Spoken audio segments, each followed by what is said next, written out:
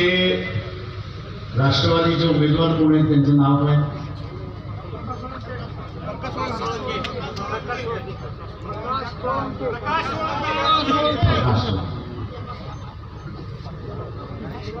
प्रकाशदादा सोळंके. बीजेपीच्या मार्फत उमेदवार उभे आहेत, त्यांचं नाव काय? प्रकाश सोळंके.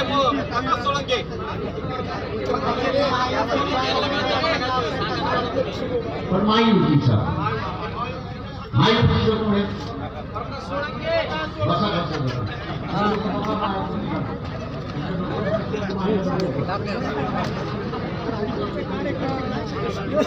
पुणे. बरं, ह्या दोघांचं काही नातं आहे का? काय नातं आहे?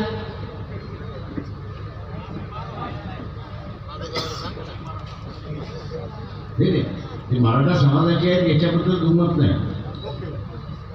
पण दोघांचं नातं आहे का? आहे की नाही? नातं नाही 100%. आडसकरला नातं काही आहे. आडसकराच्या बाजूने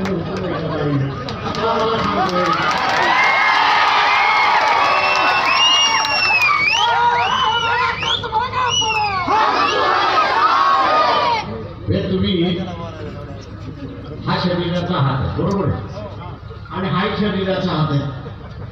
तुम्ही याला मतदान दिलं म्हणजे कोणाला दिलं? शरीराला मतदान.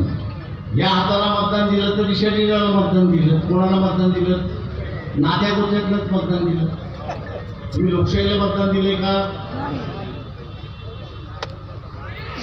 तुम्ही लोकशाहीला मतदान दिले का? तर नाही. तुम्ही नात्या गोत्याला मतदान दिलेलं. किंवा सत्ता डाव्या हातात असली काय आणि सत्ता उजव्या हातात असली काय, शरीर एकच आहे.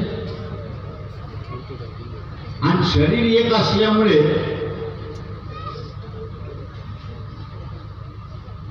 करण्याचं कारण नाहीये. या 5 वर्षामध्ये या 5 वर्षामध्ये सत्ता दोघांकडे, आणि हा खेळ गेले अनेक वर्षे या ठिकाणी चालले. आणि म्हणून हा खेळ आपल्याला या इलेक्शन मध्ये मोडून काढायचा आहे आणि लोकशाही खऱ्या अर्थाने आपल्याला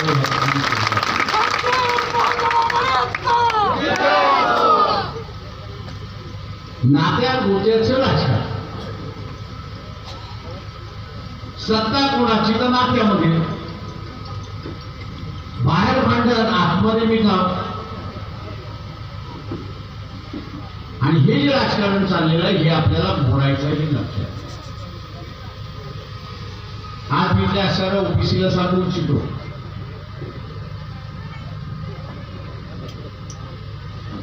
पंकजा मुंडे यांना पाडलं की न पाडलं?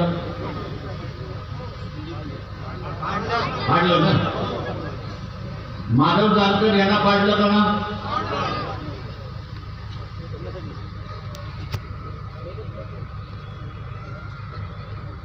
पाडलं का? गटात ओबीसी होते.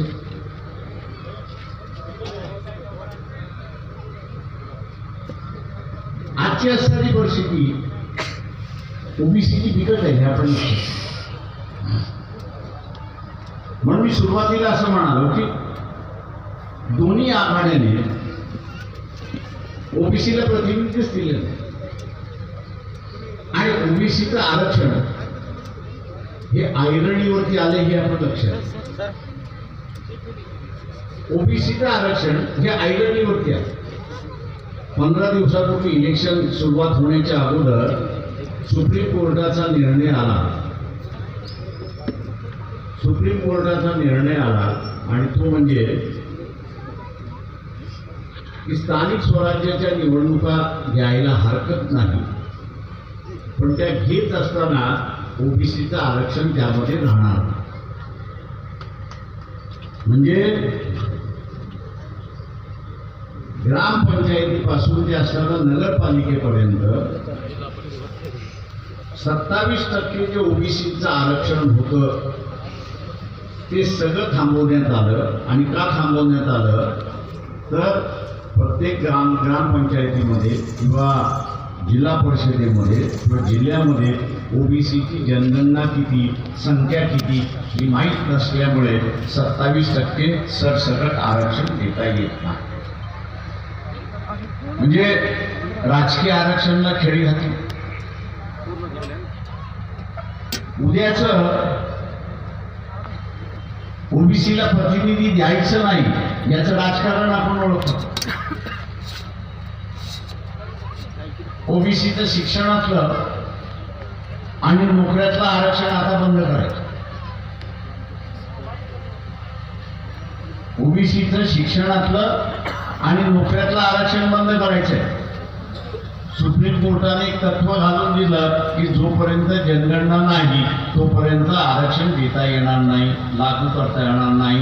उद्याच्या विधानसभेमध्ये ही जी विधानसभा आहे ही विधानसभा गठीत झाली की तिथे ठराव केला जाईल की ओबीसीची जनगणना करून संख्या किती आहे ती माहिती करून घेऊ.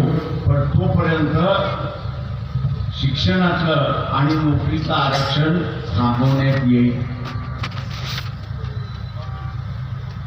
मी ओबीसी समूहाला विचारतो की आपल्याला मान्य आहे.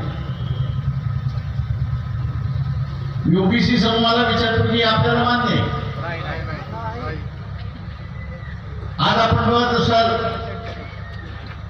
की पंतप्रधानासारखा माणूस बटेंगे तो कटेंगे.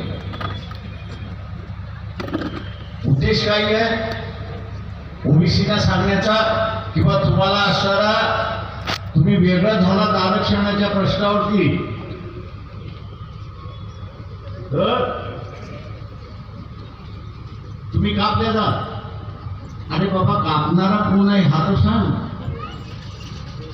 कापणारा इथला मुसलमान आहे की कापणारा इथला नरेंद्र मोदी आहे हे तर पहिल्यांदा सांग. आरक्षणाच्या प्रश्नावर तर ओबीसीला कापतंय असं जर कोण म्हणालं तर भारतीय जनता पक्ष कापते, शिवसेना कापते, काँग्रेस कापते. आरक्षण संपवायला निघाले. ही जे घोषणा केलेली आहे बटेंगे तो बटेंगे. बाबा ठीक आहे ना, आम्ही नाही तुम्हाला सोडत पण आमचं आरक्षण वाचवून. भारतीय जनता पक्षाने भूमिका घ्यावी की जरांगे पाटील यांच्या मागणीला आमचा विरोध आहे.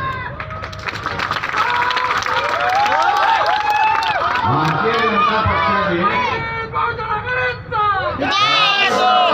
ही भूमिका घ्यावी की जरांगे पाटील यांची जी मागणी आहे की मराठा समाजाला ओबीसीतून आरक्षण देण्यात यावं याला आमचा विरोध आहे हे जाहीर बी भारतीय जनता पक्षाने म्हणावं. जाहीरपणे म्हणावं. पण भारतीय जनता पक्ष काय म्हणते की जरांगे पाटील यांची जी मागणी आहे, जरांगे पाटील यांची जी मागणी आहे की मराठा समाजाला ओबीसीतून आरक्षण मिळावं त्याला आमचा पाठिंबा आहे. काय म्हणते तर आमचा पाठिंबा. अरे तुमचा पाठिंबा असेल तर आम्ही